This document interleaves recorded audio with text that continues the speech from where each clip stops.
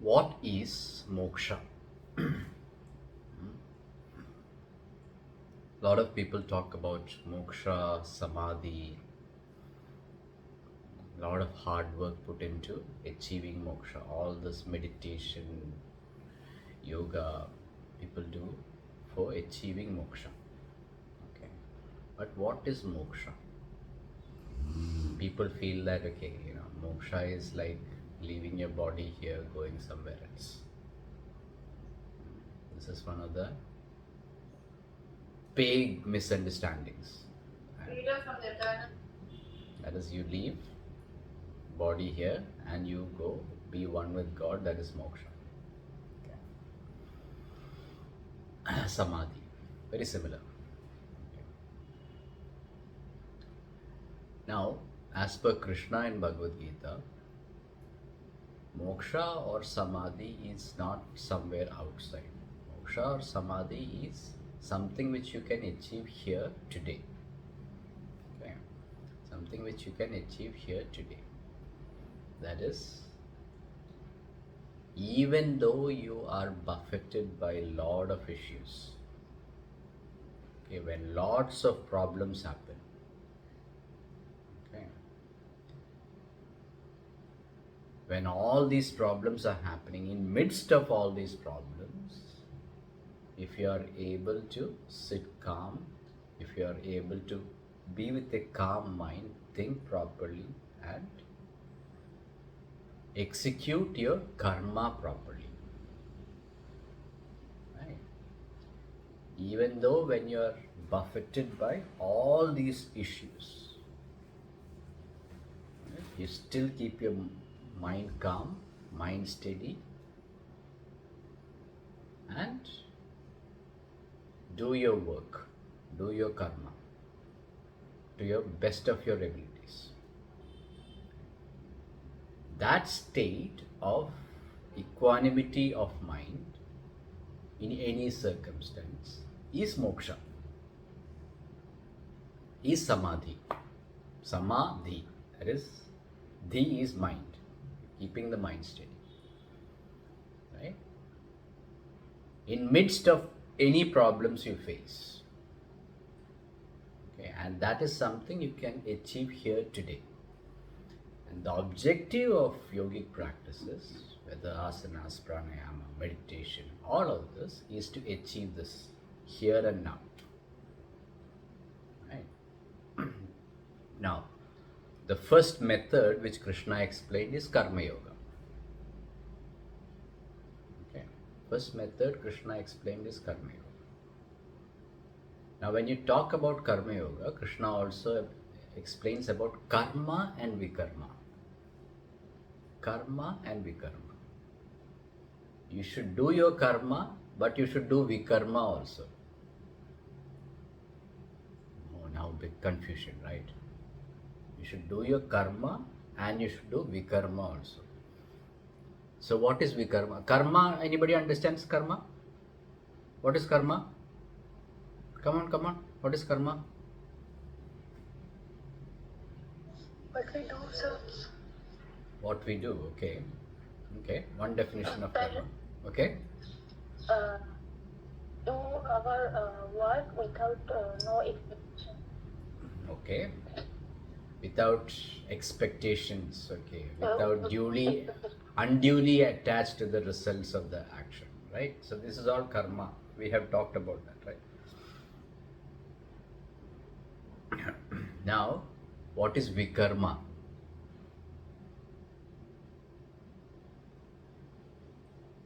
Vikarma, what is vikarma? Sounds like the opposite of karma. Yeah. So vikarma is the opposite of karma. So vikarma is no action. Karma is action. You have to work, right? And vikarma is no action. So Krishna is saying that you should have karma and you should have vikarma. Contradictory. Totally contradictory statements. So why would Krishna explain that okay, you should have karma and vikarma?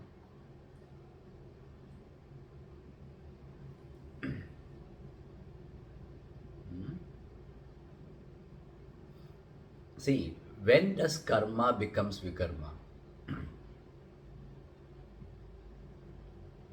When actually, when you think about work, right? When is work becoming work?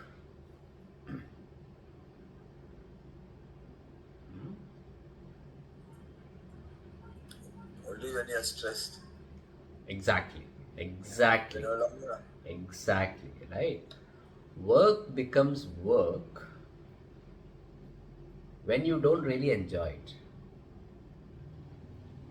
okay? And you are stressed out. Doing that work, you are stressed out. Work becomes work when you're stressed out doing that particular work, right? Now, when does work becomes no work? Hmm? Work becomes a karma when you start enjoying it. It's like Right. your hobby, yeah, right? Every bit of work which you are doing, you are actually enjoying. So it is no longer work, right? It is your enjoyment. It is your hobby, right? When you are doing your hobby, you never feel that it is work, right? It is your enjoyment, right? So karma and vikarma has to go together. This is what Krishna explains. So karma is the action. Vikarma is actually your mind. Your mind should be in vikarma. When you're doing karma, your mind should be in vikarma. You understand? Your mind should not feel as if you are working. So karma is action which you are doing, and your mind should be in vikarma at the same time. When karma and vikarma are there, that is the best way of karma yoga. Karma yoga. So this both has to go together, right? So, Einstein, pardon? Einstein had said, if you enjoy the work you do, you don't work a day in your life. Exactly, right? If you enjoy the work you do, you never work a single day in your life. So this is what Krishna explains also. Okay, karma and vikarma going together, right? So karma yoga is known as one of the first steps of achieving samadhi or achieving moksha, right? You are in enjoyment all the time. So even though when you are in that situation, right, that is, you are able to keep your mind steady. Okay? You don't feel as if you are working. Okay, now the other aspect of karma yoga is that you do your work without expectation of the end result. That is another part that also has to be there. And when you're doing karma yoga, when it becomes yoga, when it is not only beneficial for you, it is beneficial for the entire society also. That is also karma yoga. That is the second part. Okay, first part of karma yoga is karma and vikarma going together. Okay, and then you go into the second part, which is benefit of the entire society, not only for you. Okay, not only for you. Okay, it is beneficial for you also, but not only for you. So, and you do it without expectation of the end result. You don't have the craving for the end result. Okay, you're not attached too much to the end result. Right? You do your work as hard as possible, enjoying the work. Okay, so that is karma. So that is one of the methods explained to achieve moksha or samadhi. See, I have yesterday I was talking to a friend. Right? He's working in a multinational company, in an extremely high position. He drives around 200 kilometers every day. 200 kilometers every day, okay, in for work. And he hates going to work every single day, right? Morning 7 o'clock, 7:30 in the morning, he has to be in office. He comes back maybe in the evening, 8 o'clock, he comes back home. Every single day for the last so many years, probably 30 years, he's doing the same thing. Yeah, money wise, there's a lot of money coming in. Okay, work is good, money is coming in, all of that is there. But every single day he hates himself. He can't wait to retire. He can't wait to retire. See, there are so many people like this. There are so many people like this who hate working. They look healthy. Okay, there was this doctor, he's a specialist doctor. He's a tennis champion. He goes, plays tennis, champion. He recently had heart surgery, put stents and all, 6 stents in the heart. Right? But he's a, professional tennis player. But the thing is, when you are buffeted with lot of stress, right? Stress of work, not getting enough sleep, the lifestyle is bad. Even though you're playing tennis and all that every day, at a high level, you are stressed out, your mind is stressed out. Right? Just playing tennis is not going to give you that stress relief. Right? So how do we find enjoyment in this type of life? Right? So every time, in every circumstance, in every situation, in each of these people I'm talking about, when I look at it, there is of course a way they can do it. They can practice meditation, they can practice yoga. All of this can be done. For example, the friend I talked about, he is driving 200 kilometers every day. He is driving himself. Why does he have to drive himself? He has the money, he can get a driver. Right? He gets into the car, he can finish his meditation in the car.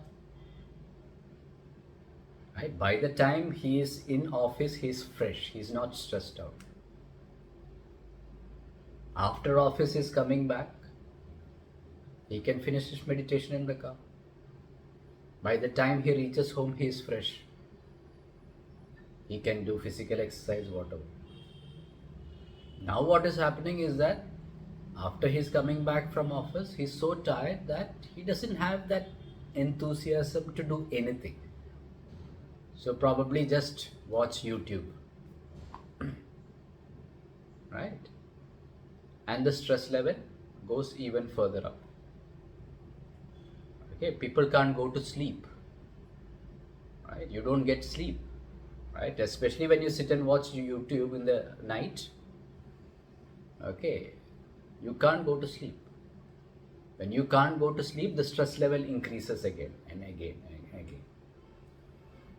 Right? And on top of that, what happens is that Monday to Friday, you are toiling like this, stress. Now on the weekend, you want to enjoy. So what happens? On the weekend, no sleeping. You go party, that place, this place. Right? So by the time the weekend is over, you are more tired. Yeah, you enjoyed, but you are actually more tired. Your body is tired, your mind is more tired. And then you have to go to work, which is again increasing the stress. Right? So it becomes a vicious cycle. And all of a sudden, you get heart issues, that issues, this issues. You suddenly realize that you're obese, you have got high blood pressure, you have got cholesterol, that, this, fatty liver, all kinds of diseases. Right? Because you get into this vicious cycle. Right? So, my advice to all of you is karma and vikarma. Right? When you are doing your karma, you should be in vikarma. How we can actually enjoy the karma. When you are doing work, how you can enjoy that work. How to make that enjoyable. Right? A work cannot be enjoyable if you have stress. So yoga and meditation completely eliminates the stress. Completely eliminates the stress if done properly. right? And this is why I ask all of you to practice every single day. So when you do this every single day, you will start enjoying. You will be in Vikarma while you are at work. You will be in Vikarma while you are in karma or work. Okay.